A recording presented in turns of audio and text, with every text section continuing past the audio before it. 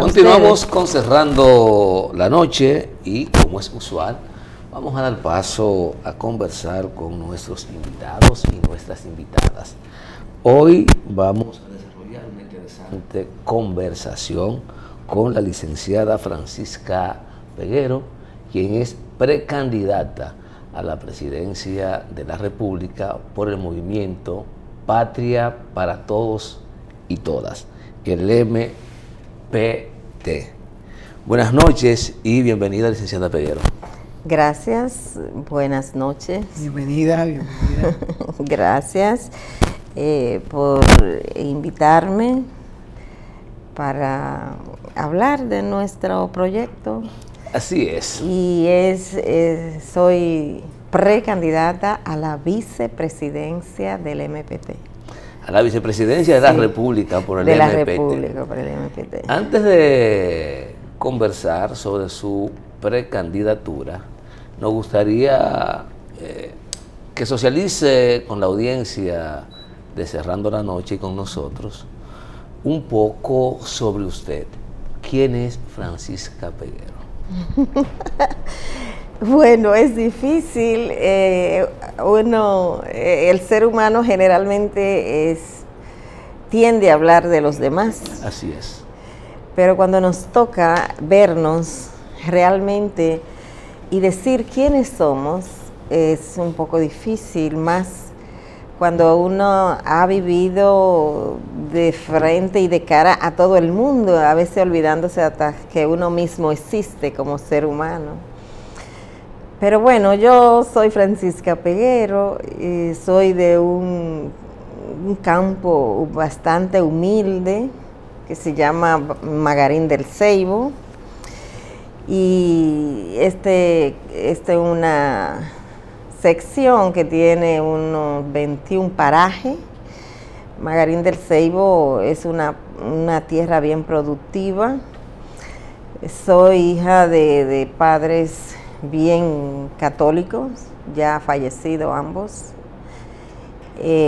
con 12 hermanos, 7 varones, 5 hembras, ya 2 fallecidas también. Y madre de 3 hijos, una hembra, 2 varones, 5 preciosos nietos, un varón y 4 hembras. Y ¿qué te digo? Esa soy yo. Y me gusta el campo, me gusta la naturaleza, defiendo el medio ambiente como medio de vida, nuestra madre tierra, abrazo las plantas, porque sienten al igual que uno, aunque se burlan un poco de mí, me dicen, ve a abrazar la mata de mango, por ejemplo, que me gusta el mango, y yo abrazo mi mata y le doy la gracia por esa fruta tan rica que nos da. Y así el ser humano, nací en ese campo, viendo a todo el mundo como familia. Me ha costado mucho ver y sentir ingratitudes de la gente, porque entiendo que todo el mundo tiene la mayor composición como ser humano de ser personas buenas. Las circunstancias les hacen reaccionar de manera diferente a como una espera, pero me gusta compartir con la gente, me gusta estar con la gente, eso. ¿Qué más te digo? Su trayectoria profesional, su trayectoria organizacional de activista social, bueno, y sindical. Sí, soy egresada de la Universidad Autónoma de Santo Domingo, soy enfermera, 40 años de carrera, activista social, sindical, campesino, gremial, y soy abogada también. Nunca lo he ejercido, estudié el derecho como una forma de tomar instrumento, herramienta para defender más apegado a la ley, a las leyes, a las normas. Y bueno, el activismo lo heredo de mi madre, una campesina, poeta, que componía canciones, componía décimas sociales de contenido social, con lo cual ella formó una orquesta en mi casa, porque cada vez desde la iglesia armaban concursos y ella ganaba, y así ganó guitarra, acordeón, sin nunca haber ido a la escuela, tocaba todo eso buenísimo, tambora, güira, algo de la guitarra que se llama tre, no sé, pero ella lo tocaba buenísimo y ganaba todos los concursos por el contenido. Ella componía, le ponía la música y cantaba. Bueno, heredé de ella que yo a los 7, 8 años también cantaba en festivales infantiles, cuando eso se usaba. Y del Ceibo iban a buscarme para que yo cantara esas canciones de los Guaraguao, de Mercedes Sosa. ¿Cómo me la aprendía? No te sé decir. Y he durado mucho tiempo investigándome yo misma cómo yo me cantaba. Me aprendía, por ejemplo, la canción del Elegido, porque en mi campo no había luz. Había un radito que mi papá oía, Calimán, se lo llevaba para el campo. Y yo de verdad no entiendo cómo yo me aprendí esas canciones de Mercedes Sosa, como Solo le pido a Dios que la guerra no me sea indiferente, la canción del Elegido, y esas cosas que me hacían como sentir tanta rebeldía. Y bueno, y así empecé. Del campo me fui a Atomayor. Caminaba 11 kilómetros de mi campo hasta la carretera Ceibo a Atomayor, y ahí ya yo a las 6:30 de la mañana estaba esperando a Freddy Veragoico que me diera una bola. Cuando eso, Freddy se iba todos los fines de semana al Ceibo, y yo ahí lo esperaba a las 6:30, y él ya me buscaba, la muchachita, y ahí me llevaba hasta Atomayor, y ya eso era un hábito. Y bueno, me inserto ahí, llego, ya yo en el campo había dejado un club formado, un club juvenil, porque mi mamá había formado un club de madres, y decía, si ella agregó y concentró a las madres, porque yo no puedo agregar y concentrar a los chicos. Y en un momento en que las niñas se le prohibía juntarse con los niños, yo formé el club de pelota y un club juvenil, y me iba con los muchachos a todas las secciones, los otros campos. Yo la reina de la pelota. A los play, porque en mi campo había un play en el patio que era grandísimo, y nosotros hacíamos trampa, porque había un perro en mi casa bastante grande, un pastor alemán, y él jugaba pelota como una gente grande. Y él paraba la pelota, la llevaba al home, y si no era de la casa, que éramos 12, y con todos los primos y todos éramos hermanos ahí, si tú no eras de la casa, tú no podías llegar al home, porque te ponía, y nosotros, nadie nos ganaba una. Ay, eso era tiempo muy lindo. Era una trampa sana, era trampa sana. Sí, muy lindo, sí. Entonces yo llego a Atomayor, inmediatamente llego, yo escuchaba a mi madre, hablaba con el padre, un padre que había del Ceibo que se llamaba Juan Manuel, y ese padre motivaba muchísimo a la gente de mi campo y a todos los campos, y nos organizó a todos y a todas, y yo le escuchaba a él hablar del padre Camilo Torres, y ese fue mi ilusión y fue mi formación. Desde que llego a Atomayor, entré al movimiento estudiantil camilista, Camilo Torres, me decían la muchachita, porque yo era 14 años, apenas. Y para ti, Francisca, en esa época, ¿cuáles eran los obstáculos de la juventud? ¿Qué le impidía a la juventud escalar y llegar en ese momento? Era la educación, porque si te digo el cuento de cómo yo salí de mi campo, tú vas a decir, no es posible. Mi campo solo llegaba, habían 2 escuelas, una que llegaba a 4º y otra que llegaba de 5º a 6º curso.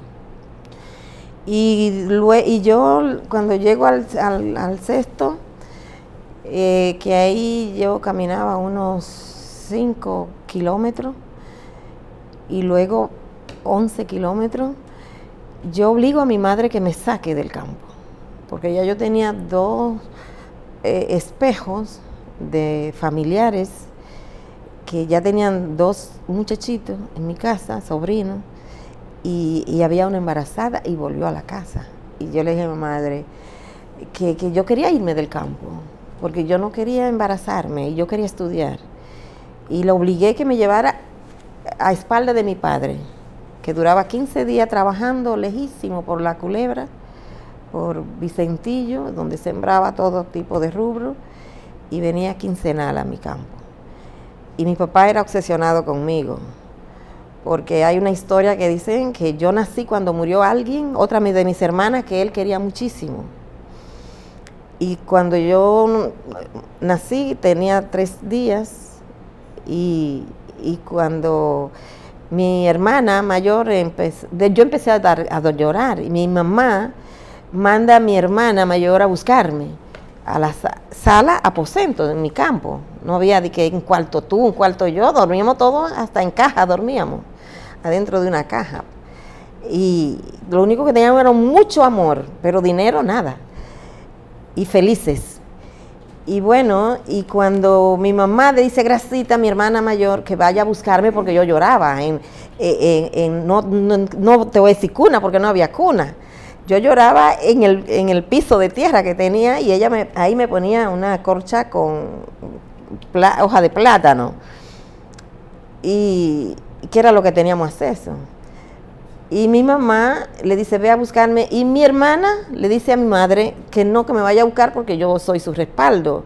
Y según mi madre, ella nada más oraba y todo llegaba. Que después mi mamá me reclamaba y decía, tú eres rebelde, tú no eres como Argentina. Y cuando mi madre se levantó del aposento a la sala, que regresó, ya ella había fallecido. ¿Cómo es? Haciendo el rosario. Espera. O sea, tu hermana muere en tu casa. En mi casa. ¿Sentada? ¿Estaba enferma? Estaba enferma. Sí. Ella estaba enferma, pero consciente, normal. Yeah. Estaba haciendo el rosario con mi madre. Ella le dijo, no, vete tú a buscarla. Buscar la niña porque ella va a ser mi respaldo. O sea, y cuando ella regresó, ya ella había fallecido. Wow. Y esa es la historia. Entonces, cuando yo llego a Atomayor, yo le obligo a mi madre que me lleve a Atomayor, me sacó del campo. Ya tú te imaginas, una mujer, una esposa, haciendo algo a espalda de su esposo, que era mi padre. Y cuando mi papá llegó del campo, que yo salía, siempre llegaba un perro, el perro que yo te digo, llegaba, mi papá llegaba y ya era avisando que mi papá venía por el cacao. Y yo salía con el perro a alcanzar a mi padre. Cuando mi padre llega, que yo no lo salgo a alcanzar, él se encuentra raro. ¿Y dónde está mi muchachita, Francisquita? Ella dice, mi mamá no quiere decir, pero tiene que decirle que cuando me dice que me llevó a Atomayor, él llegó como a las 8 de la noche, no podía irse ya, pero ya a las 5 de la mañana mi papá aparejó su mulo y fue a buscarme a Atomayor.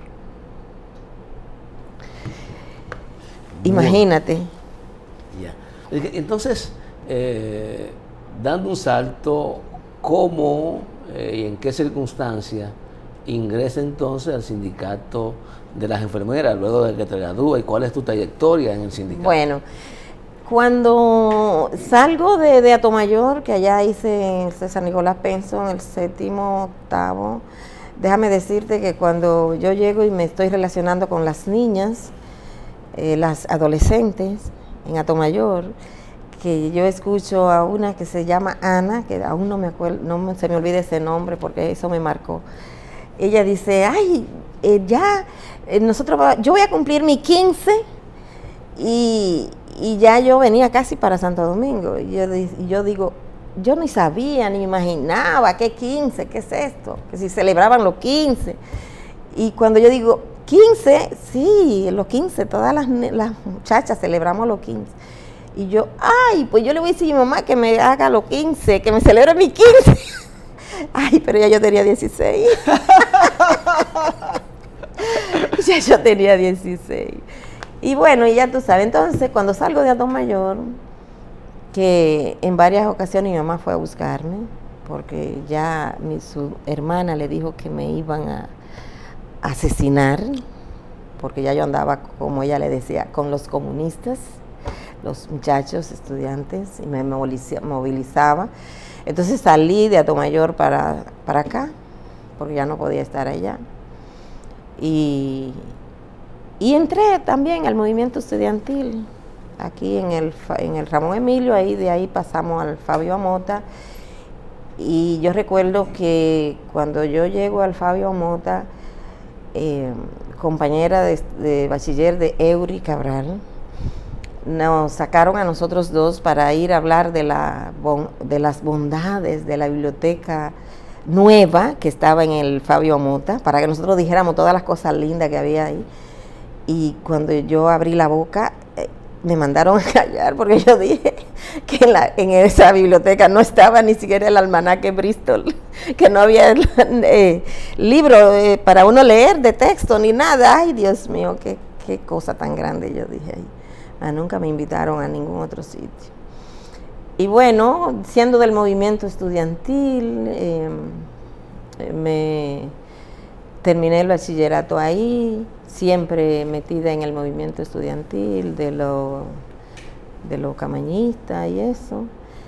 Y estudié enfermería, bachiller técnica de enfermería, y luego trabajé, no fui a la universidad de inmediato.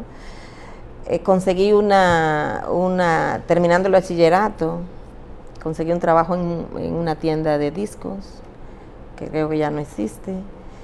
Y eso fue otra cosa, hasta que me nombraran como enfermera en el 80. Yo terminé el bachillerato en el 79 y luego en esos meses que me quedaron ahí conseguí ese empleo y me... Interesante, Francisca, saber de tu vida, saber de cómo nace, cómo se forma la trayectoria tuya política, sindical, gremial, como profesional. Eso es importante para el público, para que el público lo sepa. Con tu permiso tenemos que ir a una pausa. Luego a la pausa vamos a abrir ya en sí la precandidatura a la vicepresidencia de la República. Sí. Señores, conversamos con Francisca Peguero, quien es precandidata a la vicepresidencia de la República por el movimiento Patria para Todos. Vamos a la pausa y en breve seguimos con esta interesante entrevista.